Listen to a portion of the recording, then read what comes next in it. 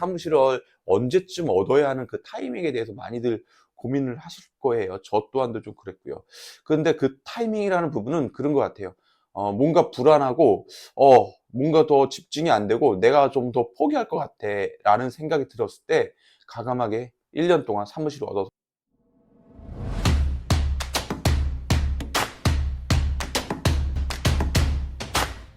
반갑습니다. 헬로우 젠입니다. 네, 오늘 영상은 전업으로 이제 해외 구매 대행 하시는 분들에 대해서 그 사무 공간이라는 그 사무실과 그 업무 효율에 대한 부분에 대해서 좀 말씀을 좀 한번 드려볼까 해요. 네.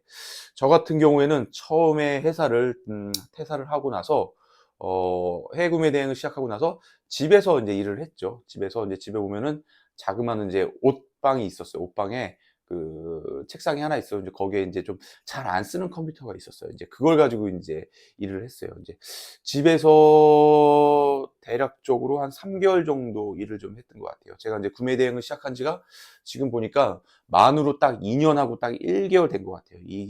2년 1개월이 좀 됐는데, 집에서 이제 3개월 동안 일을 할 때 보면은 그런 경우가 있던 것 같아요. 이제 딱 매트리스 하나 딱 깔아놓고 거의 뭐 앉았다가 누워있다, 앉았다, 누워있다, 뭐 거의 일하고 잠자고 그랬던 것 같아요. 3개월 동안은 그렇게 일을 했고, 뭐 그런 경우 있잖아요. 그 반자동 프로그램 뭐 이런 뭐 간단한 컨설팅 교육 같은 거, 건발견으로 그런 것도 교육 듣게 되면은 그게 대략 한 8시 정도의 교육을 좀 진행을 많이 했던 것 같아요. 저녁 시간대. 그러면은 저녁 시간대잖아요. 그럼 와이프가 쟁반에다가 밥을 방으로 이렇게 날라갖고 교육 들으면서 밥 먹고 막 그랬던 것 같아요. 네.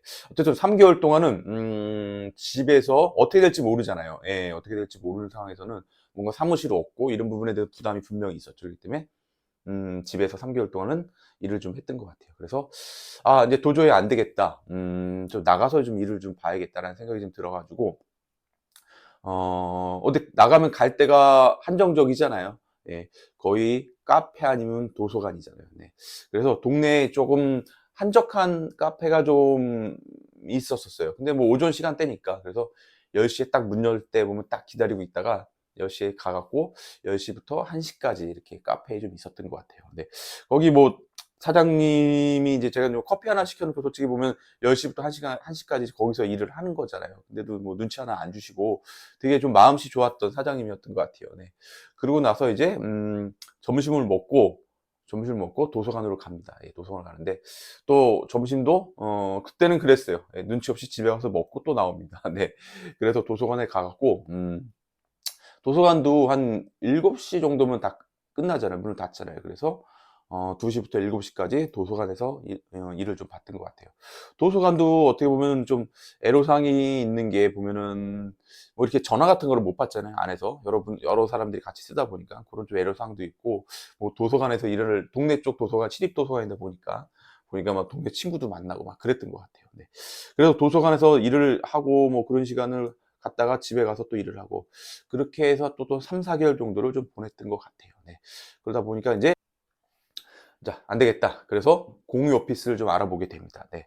공유 오피스도 일단은 제가 얻을 때는, 조건이 그랬어요.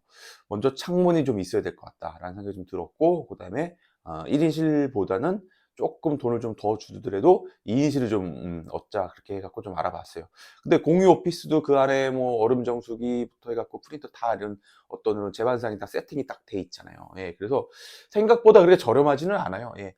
45에서 뭐 50 초반까지 그렇게 가격대가 형성이 되어 있던 것 같아요. 네. 2인실 창문 있는 기준으로.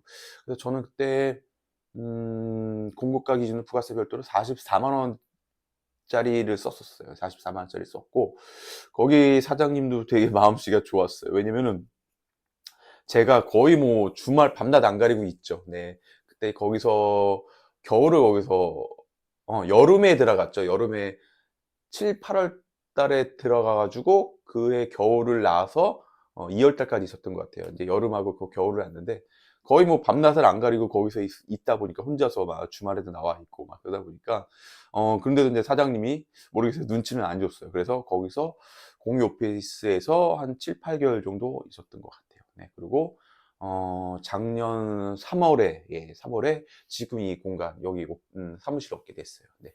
여기 사무실은 대략 크기는 10평이 조금 넘어요. 11평 정도 되는 것 같아요. 근데 되게 좋은 게, 이렇게 공간이 있어. 이 안에 안쪽에 이렇게 공간이 한 3, 4평짜리 한 4, 5평 정도의 공간이 있고, 그 바깥에 또 일하는 제 사무 공간이 이렇게 있어.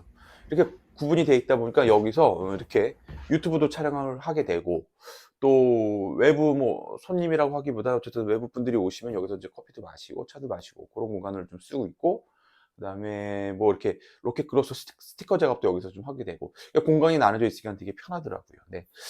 네. 그래서 어쨌든 제가 좀 말씀드리고 싶은 요점은, 여기 사무실을 얻고 나서 또 성장한 부분이 분명히 있어요. 당연히 월세 임대료도 공유 오피스보다 조금 더 비싸죠. 그 다음에 뭐 관리비도 내야 되는 부분도 좀 있어요. 네. 어쨌든 그 임대차 계약서를 1년 단위로 쓰잖아요. 저희가 1년을 쓰는 동시에 그거에 대한 어깨 무게가 분명히 있는 거예요. 그러다 보니까 중간에 포기는 절대 할 수가 없어요. 사무실 얻는 동시에 포기는 할 수는 없는 거죠.